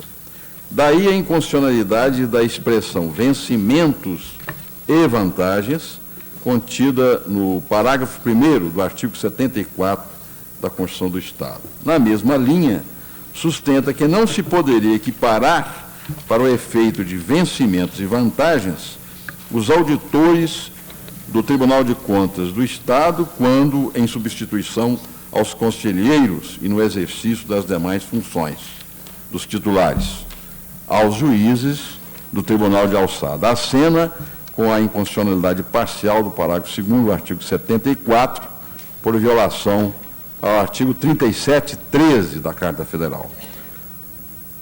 Com relação ao inciso 3º do artigo 109 da Constituição Estadual, alega que ao Ministério Público não é assegurada a iniciativa de leis dispondo sobre a fixação dos vencimentos de seus membros e servidores, usurpando competência privativa do chefe do Poder Executivo. Já as normas ordinárias locais tidas por contrárias a preceitos constitucionais têm a seguinte redação: Lei 6.536, 31 de janeiro de 73, artigo 62, caput parágrafos 1º e 2º da redação dada pela Lei 9.082, de 11 de junho de 90. Artigo 62. Os vencimentos do Procurador-Geral de Justiça e dos demais membros do Ministério Público serão constituídos de uma parte básica, acrescida de representação mensal, valor que, somado às vantagens decorrentes do tempo de serviço, não poderá exceder a qualquer título ao percebido em espécie pelos membros do Poder Judiciário com classificação correspondente. Parágrafo 1º. A fixação da parte básica dos vencimentos a que se refere o artigo dependerá de autorização legislativa nos termos do artigo 109.3 da Constituição Estadual, que não está em jogo. E o parágrafo 2º, sim. Os reajustes dos vencimentos dos membros do Ministério Público ocorrerão nas mesmas datas e nos mesmos índices dos reajustes dos membros do Poder Judiciário. Da Lei 7.705, de 21 de setembro de 82, parágrafos 1º e 3º, do artigo 43, acrescidos pela Lei 9.092, de 21 de 6 de 90. Artigo 43. Os procuradores do Estado perceberão vencimentos calculados com observância da hierarquia e dos demais critérios fixados em lei, em função da remuneração do Procurador-Geral do Estado, e terão as vantagens pecuniárias que são atribuídas pela legislação estatutária ao funcionalismo em geral, observadas, porém, as peculiaridades estabelecidas na Lei 7.344, 31 de dezembro de 1979, e suas alterações posteriores, e o disposto nos artigos 83 a 89 da Lei 6929, de 2 de dezembro de 1975. Parágrafo 1º. Os vencimentos do Procurador-Geral do Estado e dos integrantes de carreira de Procurador do Estado serão constituídos de uma parte básica, acrescida de representação mensal, valor que, acrescido às vantagens de tempo de serviço, não poderá exceder a qualquer título ao percebido pelos membros do Poder Judiciário com igual tempo de serviço, posicionados em grau correspondente da carreira. E o parágrafo 3º, os reajustes dos vencimentos dos agentes da Advocacia do Estado ocorrerão simultaneamente aos dos membros do Poder Judiciário, observados os dispositivos constitucionais. Alega a requerente que o Ministério Público integra o Poder Executivo, razão pela qual o teto da remuneração deve ter por equivalência a de secretário de Estado, e não os vencimentos devidos aos membros do Poder Judiciário. Aduz que houve indevida equiparação de vencimentos e quebra da liminar quanto ao parágrafo... não sei se eu pulei alguma coisa. Esclarecimento... Onde é que eu estava? Acho que eu soltei uma folha aqui. Aduz que houve indevida equiparação de vencimentos e quebra de esclarecimento hierárquico indispensável na implantação da isonomia nos três poderes, estando o artigo 62 da Lei 6536 de 73 em desarmonia com os incisos 11 e 13 do artigo 37 da Constituição Federal. Acrescenta ainda que o parágrafo 1º, rexo 2º desta norma, fere a regra constitucional que veda a vinculação para efeito de remuneração.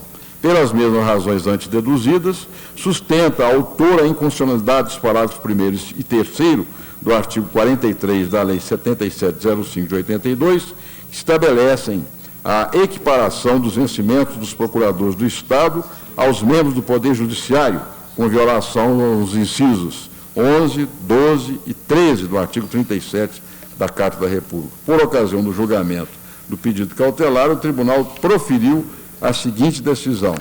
E eu transcrevo a decisão que está juntada aí.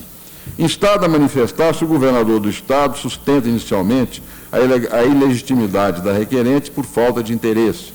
No mérito, defende a constitucionalidade das normas ordinárias atacadas, pois decorrem do exercício da autonomia estadual na disciplina de regras sobre direito administrativo. Alega que em ambas as leis foi observado sempre o teto remuneratório de secretário de Estado e que inexistiu qualquer equiparação, mas tão somente determinação para que as revisões salariais ocorressem simultaneamente conforme o modelo federal. A Assembleia Legislativa prestou as informações solicitadas, nas quais sustenta inicialmente a ausência de legítimo interesse da Associação dos Magistrados do Brasil em impugnar as normas em debate, inaplicáveis aos interesses da categoria que representa. Quanto ao mérito, entende que há sintonia dos textos legais atacados com a Constituição Federal. Em cumprimento ao disposto do parágrafo 3º do artigo 103, o advogado-geral da União requer seja declarado extinto o processo, sem julgamento do mérito, e, caso ultrapassada preliminar, reportando-se aos argumentos jurídicos contidos nas manifestações dos poderes executivo e legislativo do Estado, pede seja julgada improcedente a ação. O Procurador-Geral da República opina pelo não conhecimento da presente ação direta de inconstitucionalidade, prejudicada por perda superveniente do objeto, quanto ao parágrafo 2º do artigo 74 da Constituição do Estado do Rio Grande do Sul, ao artigo 62 e seu parágrafo 1º da Lei 6536/73, com a redação da Lei 9.082 de 90 e aos parágrafos 1º e 3º do artigo 43 da Lei Estadual 7705, com a redação da Lei 9.092 de 90 e pela sua improcedência quanto ao parágrafo 1º do artigo 74 e o inciso 3º do artigo 109, ambos da referida Carta Estadual. É o relatório. Como vota Vossa Excelência? Reconheço, na forma do inciso 9 do artigo 103 da Constituição, legitimidade ativa de causa da Associação dos Magistrados do Brasil, na forma, inclusive, da reiterada jurisprudência desta Corte. Preenchido está, igualmente, o requisito da pertinência temática. Todos os dispositivos impugnados, à exceção do artigo 109.3 da Constituição Estadual, cuidam de vinculação aos subsídios dos magistrados do Estado, a remuneração e os respectivos limites máximos das carreiras de conselheiro e auditor do Tribunal de Contas, de procurador do Estado e dos membros do Parquê Estadual, evidenciando o interesse corporativo da entidade. Nesse sentido, cito a jurisprudência.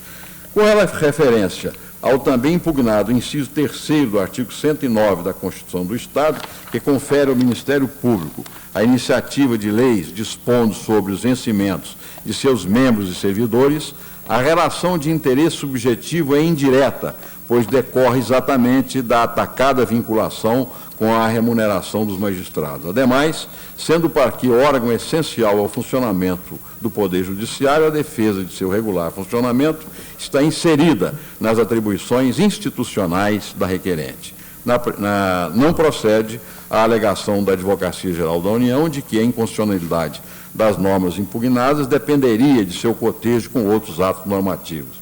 Data vênia, as demais normas estaduais trazidas na inicial apenas demonstram que os diplomas legais questionados têm evidente caráter normativo, abstrato, tendo tanto que estavam a produzir efeitos concretos, esses sim, não passíveis de controle constitucional pela via direta. Conforme decidido na apreciação cautelar, não conheço da ação em relação ao artigo 74, parágrafo 2º da Constituição do Estado, dispositivo este, já impugnado na ação direta de inconstitucionalidade 134, proposta igualmente pela autora também de minha relatoria. Acho que eu posso seguir. E aí foi julgada essa outra ação, né? Podemos prosseguir. Quanto ao inciso 3º... Quanto ao parágrafo 2º, né? Quanto ao inciso 3º do artigo 109 da Constituição Estadual, a impugnação dirige-se contra a outorga de iniciativa legislativa conferida ao parquê para a matéria relativa aos vencimentos de seus membros e servidores. Verifico, porém, que nesse aspecto a ação acha-se prejudicada em face da alteração superveniente na redação do parágrafo 2º do artigo 127 da Constituição Federal. A partir da emenda constitucional 19 de 98, ficou expressa a iniciativa reservada ao Ministério Público para a proposta legislativa de remuneração e de planos de carreira de seus quadros, o que implica modificação substancial da disciplina constitucional do tema. De qualquer sorte, a nova redação do preceito apenas confirma a jurisprudência anteriormente fixada por esta Corte, de que ao Ministério Público compete propor a criação de seus cargos, cabendo igualmente a proposição dos vencimentos correspondentes a esses cargos, matéria relativa à sua autonomia financeira. Nesse mesmo sentido, cito jurisprudência. Noticia o Ministério Público Federal, em seu parecer, a revogação. Quanto a isso, acho que está de acordo, né, presidente? Sim, podemos ir. Noticia o Ministério Público Federal, em seu parecer, a revogação dos parágrafos 1º e 3º do artigo 43 da Lei 7705 de 82 do Estado do Rio Grande. Com efeito, dispõe o artigo 21 da Lei Estadual 10.581, de 24 de 11 de 95, que revogam-se os parágrafos 1º e 2º e 3º do artigo 43 da Lei 705, de 21 de setembro de 1982, na redação dada pelo artigo 1º da Lei 9.092, de 21 de junho de 1990. Ora, ocorrendo a revogação superveniente da norma atacada em ação direta, esta perde o seu objeto, independentemente de a referida norma ter ou não produzido efeitos concretos. O parquê opina ainda pela prejudicialidade da ação quanto ao artigo 62, caput, e o respectivo parágrafo 1º da Lei 6536 de 73, em face de sua revogação pelo artigo 1º da Lei Estadual 10.673 de 95. Com a devida vênia, verifico que não houve revogação expressa de tais normas. Em verdade, o ato normativo posterior apenas extinguiu a gratificação de representação a que alude o caput do citado artigo 62, remanescendo em vigor o restante de seu conteúdo. Passo, assim, ao exame das impugnações restantes. Diz o parágrafo 1º do artigo 74 da Constituição Estadual. Os conselheiros, do artigo 74, do Tribunal de Contas do Estado, serão escolhidos, satisfeitos os requisitos do artigo 73, parágrafo 1º da Constituição Federal. Parágrafo 1º. Os conselheiros do Tribunal de Contas terão as mesmas garantias, prerrogativas, impedimentos, vencimentos e vantagens dos desembargadores do Tribunal de Justiça do Estado e somente poderão aposentar-se com as vantagens do cargo quando o tiverem exercido efetivamente por mais de 5 anos. Sustenta a requerente que a equiparação de vencimentos e vantagens dos conselheiros do Tribunal de Contas com os desembargadores do Tribunal de Justiça fere o princípio da simetria, dado que a correlação adequada deveria dar-se com os juízes do Tribunal de Alçada. Não prospera a resignação da parte autora. O parágrafo 3º do artigo 73 da Constituição Federal estabelece expressamente a vinculação dos vencimentos e vantagens dos ministros do Tribunal de Contas da União aos dos ministros do Superior Tribunal de Justiça. A propósito, a alteração promovida no referido dispositivo pela emenda 20 de 98 não importou, quanto ao tema, alteração substancial a ponto de prejudicar a ação. O artigo 75 da Carta da República, por sua vez, prevê a aplicação compulsória do modelo federal, nela disciplinado para o Tribunal de Contas da União, na organização e composição das Cortes Estaduais de Contas. Nessa circunstância, resta evidenciada a observância do modelo federal. Na estruturação do Poder Judiciário Federal, no sentido amplo, abstraído o Supremo Tribunal Federal pelas suas características e atribuições próprias e específicas, tem-se como cargo mais elevado da magistratura o dos ministros dos tribunais superiores, STJ, TST e STM, e nessa linha, a correlação com o Poder Judiciário Estadual há de fazer-se com os desembargadores do Tribunal de Justiça. De observar-se que, pela simetria pretendida pela parte autora, os juízes dos tribunais de alçada têm por paradigma os juízes dos tribunais regionais federais e não os ministros do Superior Tribunal de Justiça. E tanto assim é que aos auditores do Tribunal de Contas da União, em suas funções ordinárias da judicatura, são asseguradas as garantias e impedimentos dos juízes dos TRFs, função artigo 73, parágrafo 4º.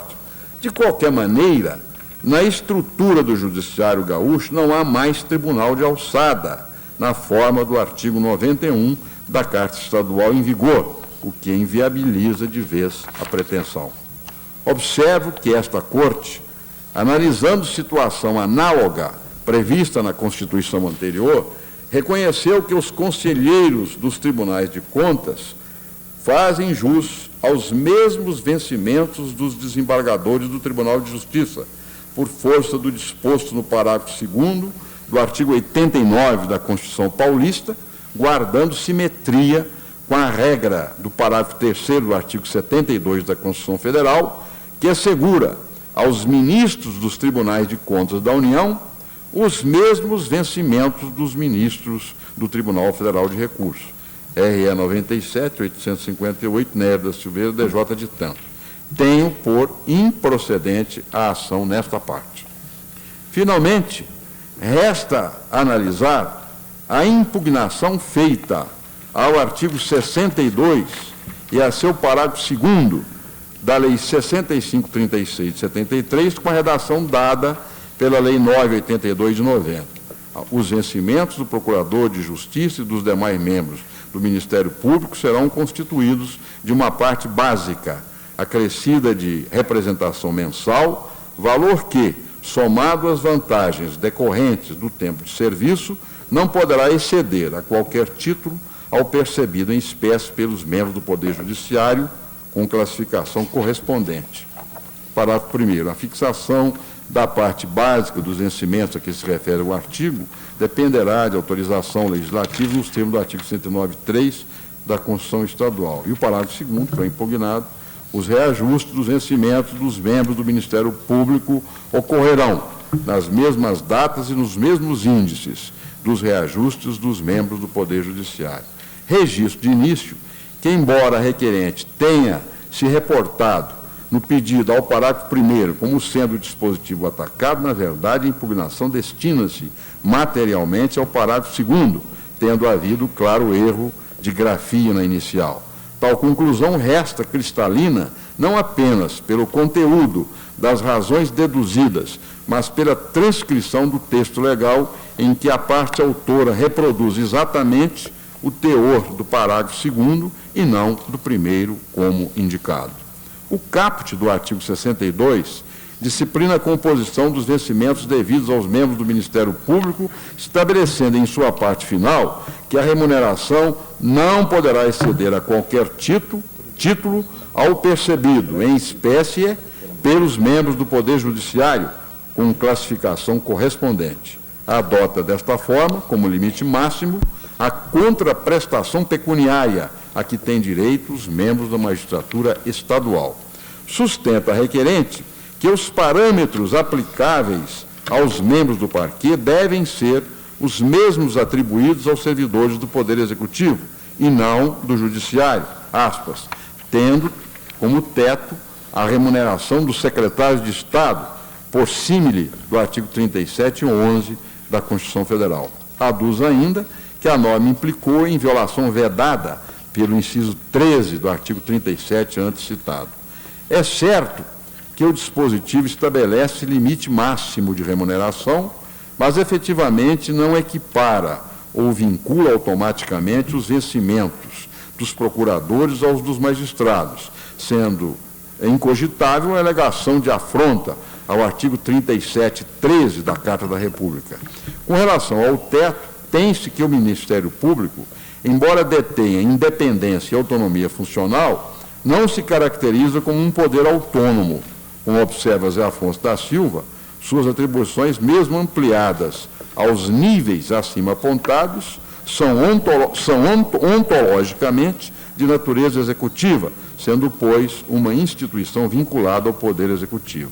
E, nessa perspectiva, correto o fundamento deduzido na inicial, de que o limite máximo deveria ser aquele correspondente ao cargo de secretário de Estado, segundo a redação do inciso 11 do artigo 37 da Constituição Federal, vigente à época do ajuizamento da ação, e que vinculava os limites máximos de remuneração aplicáveis a cada um dos poderes a seus respectivos dirigentes máximos.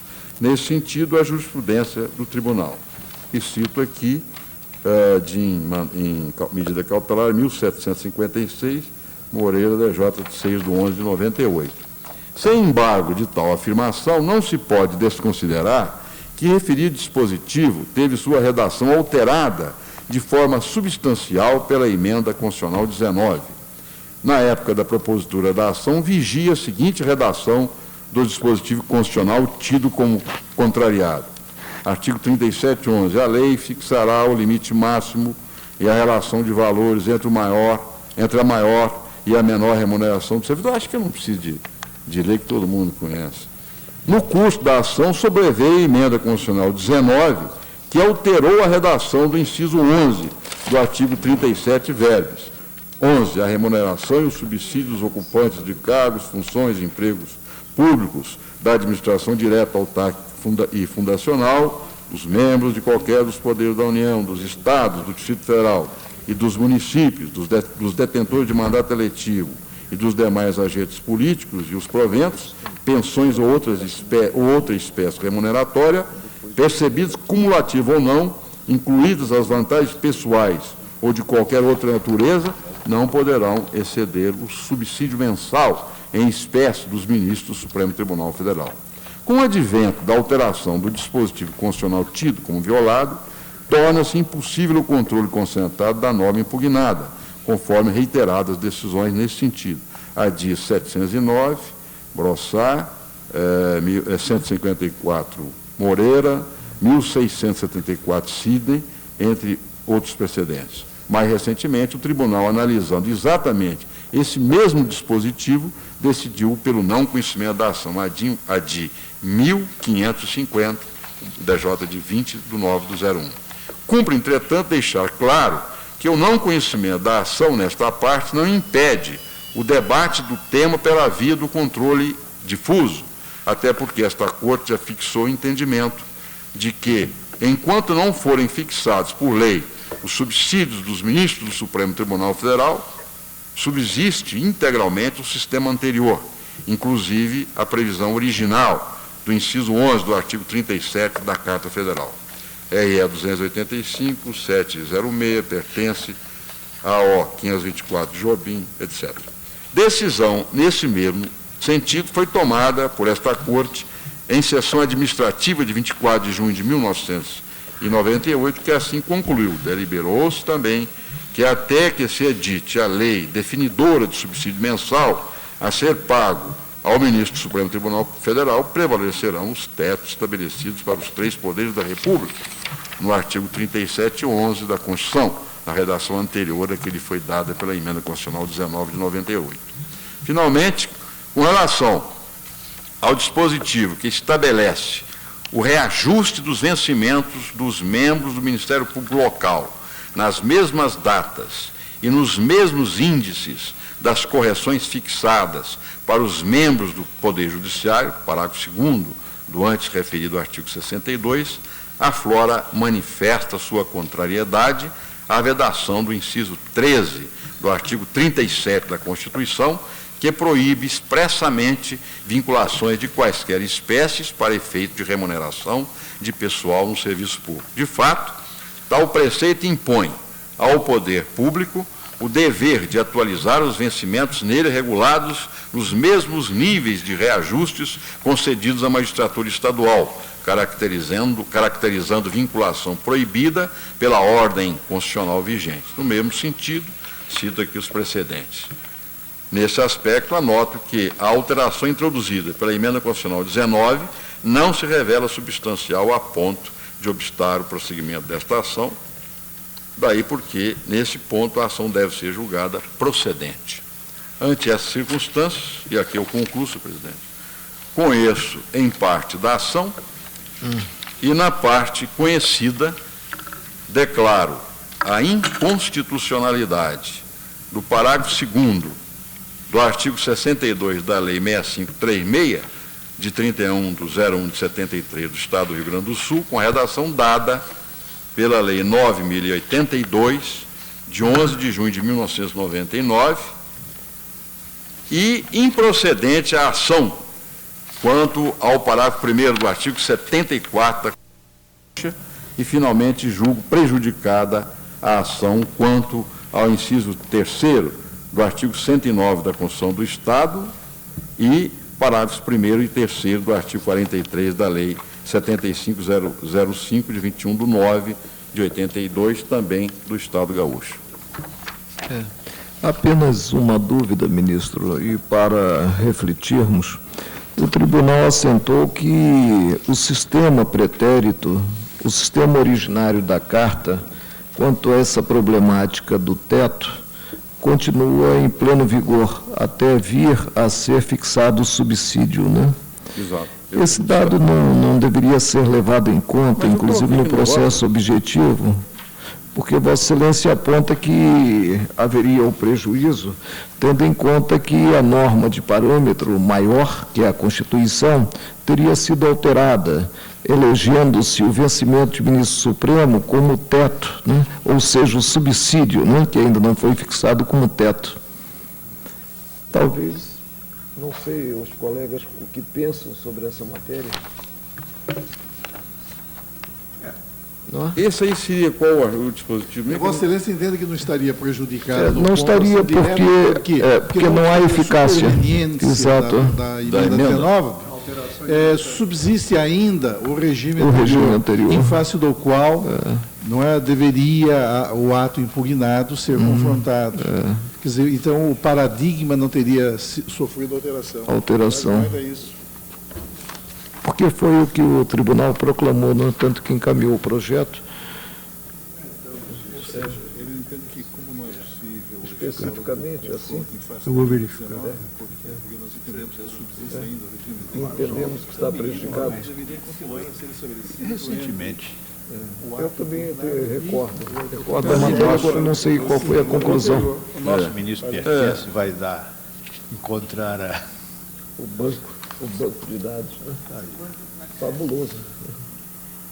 Qual dispositivo mesmo nós estamos? Já me perdi aqui, eu nem estou sabendo qual.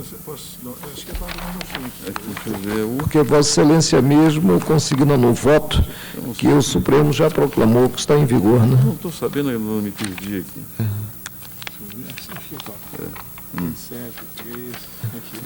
Isso, é o certo.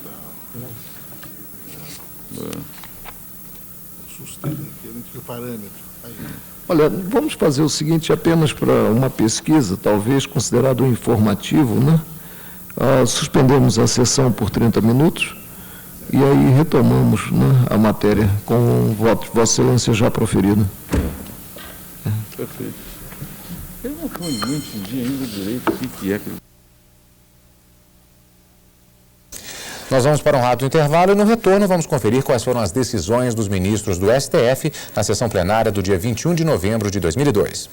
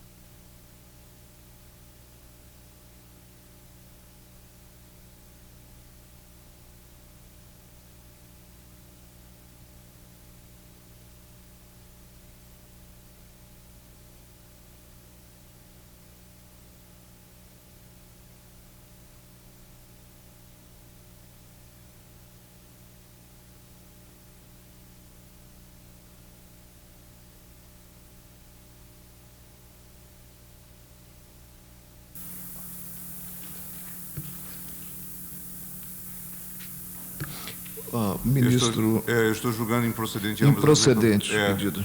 Por conta de se tratar de matéria previdenciária, que previdenciária, não se enquadra o tribunal a orientação não tem observado, né, liminar na DC4. Os colegas estão de acordo. Julgados improcedentes pedidos formulados nas reclamações, decisões unânimes. Ministro Celso de Mello. Vossa Excelência, relator do agravo na reclamação 2143, agravante município de Sumaré. Senhor presidente? Agravado, sim. Se fosse possível chamar, não esse, mas uma questão mais breve, que é uma questão de ordem na reclamação 1736, impedido o eminente ministro Gilmar Mendes, que interveio aqui no processo. Aí nós ficamos com 4 e ficamos sem quórum. 5, 1, 2, 3... 4, 5, tem razão. Não é? Então, deixamos para a próxima sessão. E chamamos uma das outras. Eu acho que também talvez deixemos. Não houvesse tempo suficiente, não é?